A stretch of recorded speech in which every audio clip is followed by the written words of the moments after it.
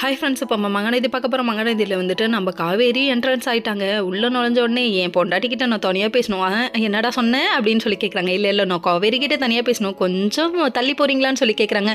உடனே இவங்க 2 பேரும் லுக்கு டெரரா விட, வேணாப்பா நீ தள்ளியே போக வேணாம், நாங்களே வெளியே போயிடறோம்னு சொல்லிட்டு மொட்டைப்படி போகலாமா, போய் பேசலாமா அப்படிங்கிறாங்க. அங்கே எங்கே உங்கள் அம்மா விடுவா அப்படிங்கிற மாதிரி இருக்குது இவங்களோட ரியாக்ஷன்.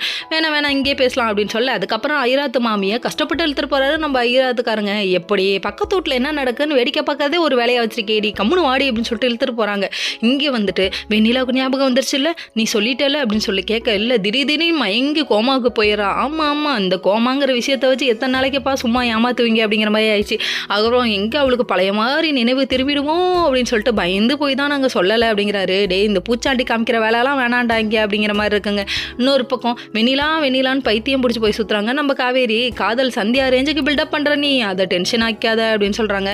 அதுக்கப்புறம் பார்த்தா வயிற்றுல புள்ள இருக்குன்ற விஷயத்த சொல்கிறதுக்குள்ளே எமோஷனல் ஆகி அப்படியே சொல்ல வர டைமில் ஐராத்து மாமி எட்டி பார்த்துறாங்க. என்னம்மா அங்கே சத்தம் அப்படின்றாங்க. சும்மா பேசிகிட்டு இருக்கோமான்னு இவங்க சொல்லிட்டாங்க. அதுக்கப்புறம் பார்த்தா இவங்க எட்டி பார்க்கறத பார்த்தோன்னே கோயிலுக்கு வாங்க நான் உண்மையை சொல்கிறேன்னு சொல்லிட்டு கிளம்பி போயிட்டாங்க.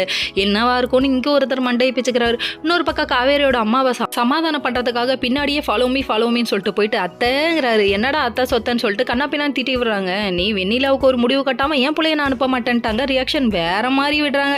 சரி, இங்கே இது ஒரு பக்கம் இருந்தாலும் அங்கே வெண்ணிலா ஒரு பக்கம் முடிச்சுக்கிட்டு எங்கே என் விஜயை காணும்னு சொல்லிட்டு தேடினது மட்டும் இல்லாமல் வயசான காலத்தில் என்னையாமா டார்ச்சல் பண்ணுற அப்படிங்கிற மாதிரி இருக்குது தாத்தா பாட்டியோட ரியாக்ஷன். நான் விஜய் கிட்ட போகணும் 100 தடவை ஃபோன் அடிக்கிறாங்க. ஏமா விஜய்ங்கிற தாரக மந்திரத்தை கொஞ்சம் இறக்கி வைமா, எங்களால் தாங்க முடியல வயசான காலத்தில் அப்படின்னு சொல்லிட்டு அவங்க புலம்புறாங்க. அதுக்கப்புறம் விஜய் ஒரு பக்கம் இங்கே வெண்ணிலா பார்க்க வந்தால் பல ட்விஸ்ட் அண்ட் டர்ன்ஸ், அதாவது கல்யாணம் ஆயிடுச்சுங்கிறாங்க.